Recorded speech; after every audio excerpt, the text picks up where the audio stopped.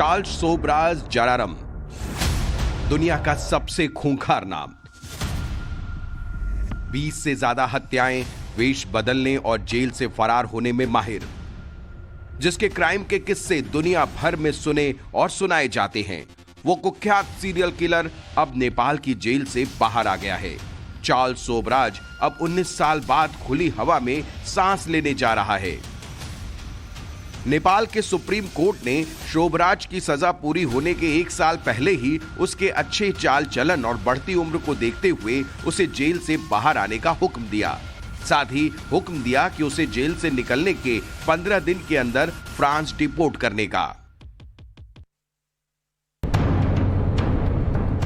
Charles सोब्राज जांच अधिकारियों के लिए हमेशा सिरदर्द रहा है। 6 भाषाओं का जानकार और हाजिर जवाबी में अव्वल, चार्ल्स का जादू आसानी से लड़कियों पर चल जाता था और जब दोनों की दोस्ती हो जाती तो फिर सोब्राज के अंदर का शैतान जाग जाता। सोब्राज लड़कियों को ड्रग्स देता और जब वे बेहोश हो जाती तो हत्या कर उनका सामान चुरा लिया करता था। इस पैटर्न से उसने थाईलैंड, नेपाल और भारत घूमने आई कई महिलाओं को अपना शिकार बनाया। सोब्राज बिकनी पहनी लड़कियों की हत्या करता, सो उसका नाम बिकनी किलर पड़ गया। साल 1975 में टेरेसा लोन्टन नाम की एक विदेशी टूरिस्ट महिला को बिकनी पहने पूल में मृत पाया गया। यह बिकनी किलर सोब्राज का पहला शिकार थी। चार्ल्स ने थाईलैंड में पहली हत्या अपने दोस्त अजय चौधरी के साथ मिलकर की। इसके बाद 70 के दशक में ही चार्ल्स ने साउथ ईस्ट एशिया में 12 टूरिस्टों को मौत के घाट उतार दिया। इनकी मौत जिंदा जलाने, पानी में डूबने या गला घोटने या चाकू से हुई थी। दुनिया के तमाम सीरियल किलर्स की तरह चार्ल्स न तो गुस्सैल था और न ही कभी उसने अपने अंदर छिपे हैवान को दुनिया की नजरों में आने दिया। लेकिन वो कितना दिलेर और शातिर था, इसका अंदाजा इस बात से लगाया जा सकता है कि उसने दुनिया की बड़ी जेलों से भी भागने की जुर्रत की। चार्ल्स सोब्राज 12 साल तक तिहाड़ जेल में रहा। वो एक बार तिहाड़ से भी भागने में कामयाब रहा और तिहाड़ की जेल से भागने के पीछे भी सोब्राज का बेहद ही शातिर प्लान था। दरअसल चार्ल्स के खिलाफ थाईलैंड पुलिस ने ड्रग्स और मर्डर केस में एक अरेस्ट वारंट जारी किया था।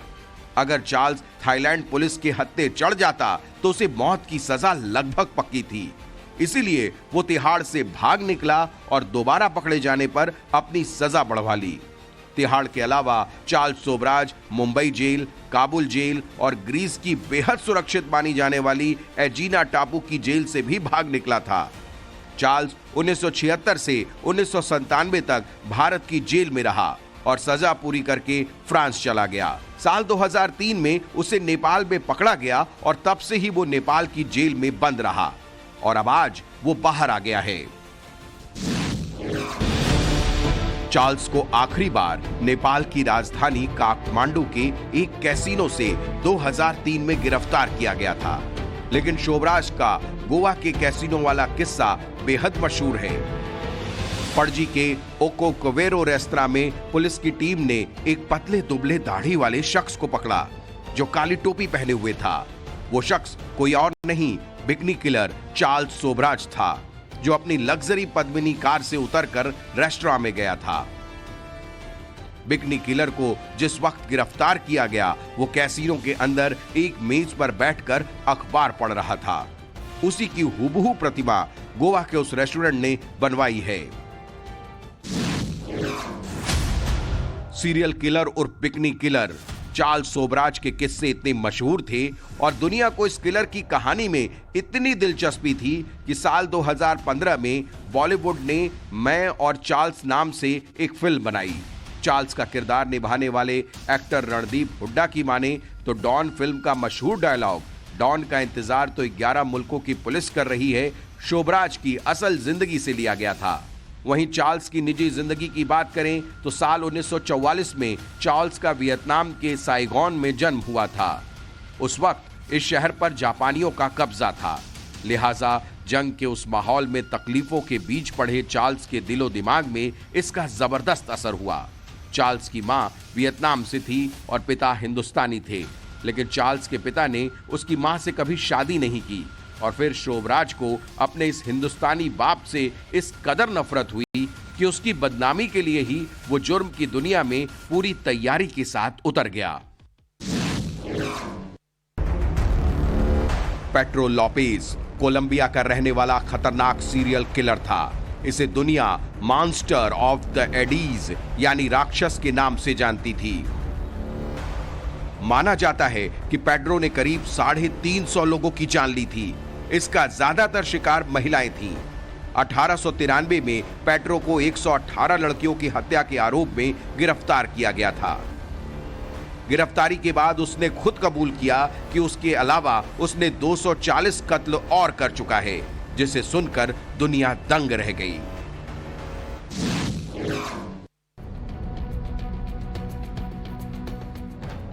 लुइस गैराविटो कोलंबिया का एक और सीरियल किलर। इसने भी अपनी हवस मिटाने के लिए पहले रेप जैसी घिनौनी वारदात को अंजाम दिया, फिर उन्हें मौत के घाट उतार दिया। गैराविटो ने 1983 में टीनेज उम्र के 138 लोगों से बलात्कार किया। इतना ही नहीं, उन्हें प्रताड़ित करने और हत्या की बात भी कबूल की। कहा यह भी जाता है कि गैराविटो ने करीब 300 लोगों को मौत के घाट उतारा था। एंड्री चिकाक्तिलो, इसने साल 1978 में रूस में मर्डर करने का सिलसिला शुरू किया और इसके टारगेट पर थे महिलाएं और मासूम बच्चे। बताया जाता है कि वो पहले महिलाओं और बच्चों को किडनैप करता था और इसके बाद उनके गले काटकर दर्दनाक हत्या कर देता था। एंड्री को बूचर ऑफ रोस्तोव के नाम से भी जाना जाता है। जब पुलिस ने उसे अरेस्ट किया तो हेनरी ने बताया उसने 56 महिलाओं और बच्चों का रेप किया और उनकी हत्या कर दी। तस्वीरों में दिख रहा ये शख्स रूस का सबसे दुष्ट सीरियल किलर है। नाम है मिखाइल पोवकोव। मिखाइल एक रूसी सीरियल किलर और रेपिस्ट था। इसे दुनिया द वरवोल्फ यानी इंसान के रूप में भेड़िया के नाम से जानती है। आपको जानकर हैरानी होगी, ये सीरियल किलर मिखाइल रूस में पुलिस की नौकरी करता था। मिखाइल को रूस का सबसे खूंखार सीरियल किलर इसलिए कहा जाता है क्योंकि उसने औरतों की हत्या इतनी क्रूरता से की जिसे सुनकर ही लोगों के रोंगटे खड़े हो जाते हैं। महिलाओं की हत्या से पहले ये भेड़िया उन्हें कुल्हाड़ी, चाकू और धारदार हथियारों से घंटों टॉर्चर करता था। मिखाइल इतना चालाक था कि हत्या के बाद शव को सड़क किनारे जंगलों में फेंक देता था और जांच के लिए भी खुद ही जाता था। और जब कोर्ट ने मिखाइल से हत्या की वजह पूछी तो उसने दो टूक जवाब दिया, मैंने शहर से गंदगी का सफाया किया है।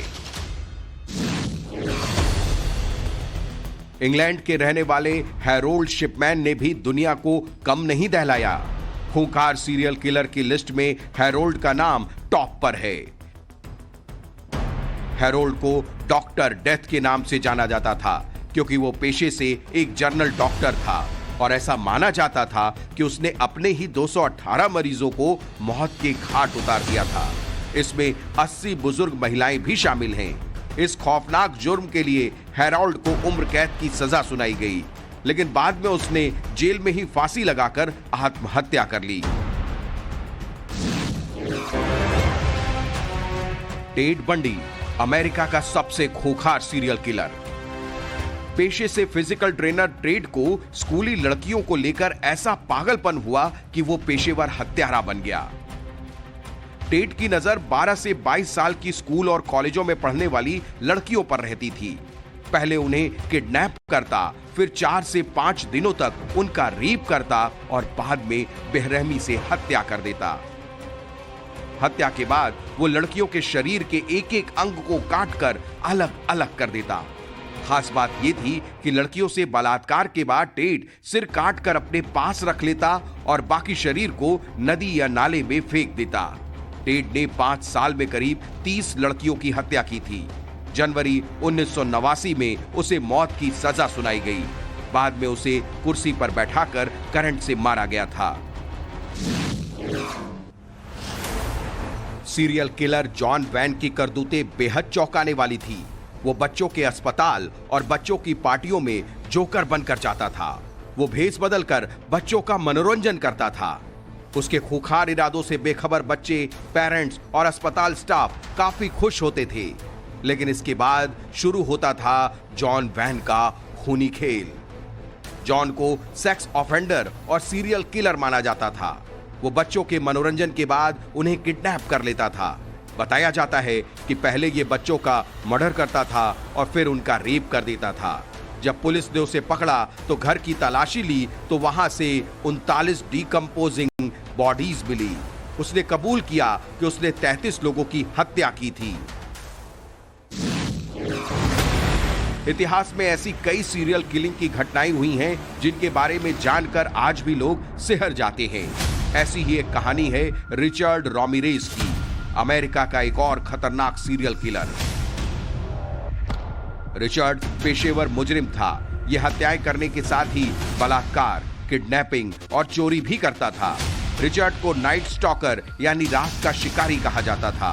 इसने 20 साल से लेकर 80 साल के लोगों को अपना शिकार बनाया। माना जाता है कि उसने 13 हत्याएं की थीं। वहीं इसके पकड़े जाने की कहानी भी बेहद दिलचस्प है।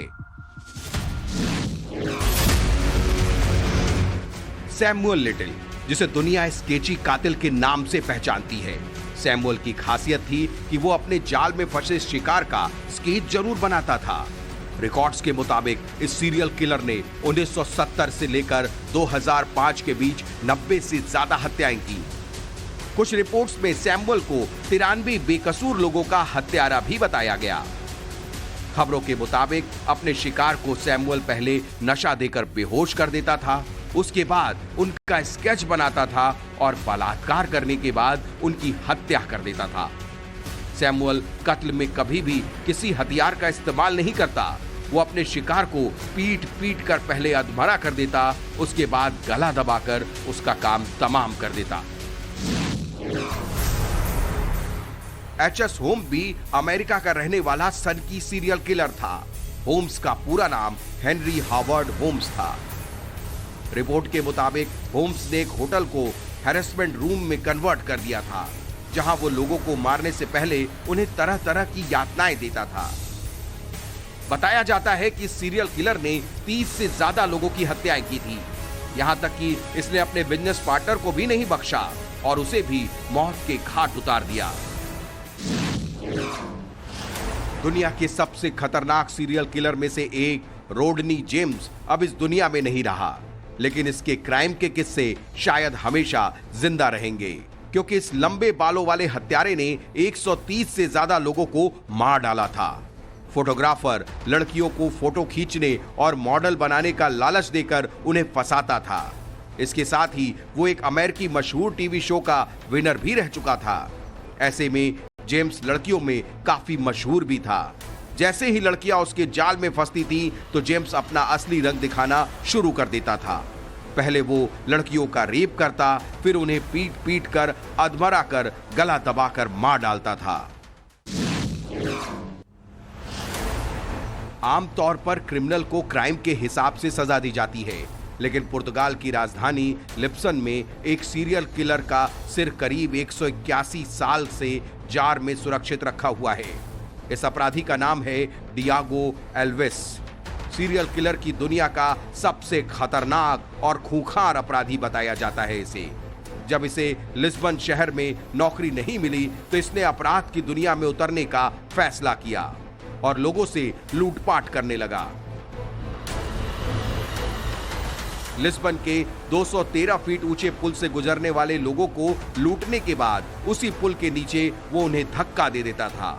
वहीं जब इस पूरे कांड का खुलासा हुआ तो पूरी दुनिया को यकीन हुआ, क्योंकि इसने 70 लोगों को पुल के नीचे से फेंककर उनकी हत्या कर दी थी।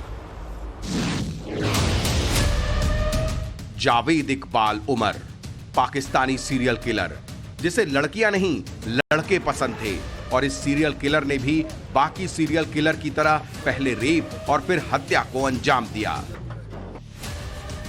जावेद इकबाल उमर, उसने 100 लड़कों का शारीरिक शोषण करने के बाद उनकी हत्या कर दी। मरने वालों में ज्यादातर कम उम्र के बच्चे थे। जिनकी उम्र 6 साल से 16 साल के बीच थी। इकबाल ने खुद अपना गुनाह कबूल करते हुए कहा कि पहले वो बच्चों का गला घोंटता, उसके बाद उनके शरीर के टुकड़े टुकड़े कर तेजाब में डाल देता। इतिहास में सारे पुरुष ही खतरनाक सीरियल किलर नहीं बने। यूरोप के शाही परिवार से ताल्लुक रखने वाली एलिजाबेथ की कहानी भी बेहद खौफनाक है। बताया जाता है कि एलिजाबेथ बथोरी ने 600 कुंवारी लड़कियों की हत्या कर उनका खून पी लिया था। जापान की सीरियल किलर चिकासो काहेई ने अपने पति के साथ ही 3 और लोगों की हत्या की थी। इतना ही नहीं, वो चौथे शख्स की हत्या भी करने वाली थी, लेकिन उसे गिरफ्तार कर लिया गया और दोष साबित होने के बाद उसे मौत की सजा सुनाई गई। कई मीडिया रिपोर्ट्स में यहां तक दावा किया गया कि काकेही ने 1, 2, 3 नहीं कुल 10 सीरियल मर्डर किए थे, लेकिन साबित सिर्फ 3 ही हो सके।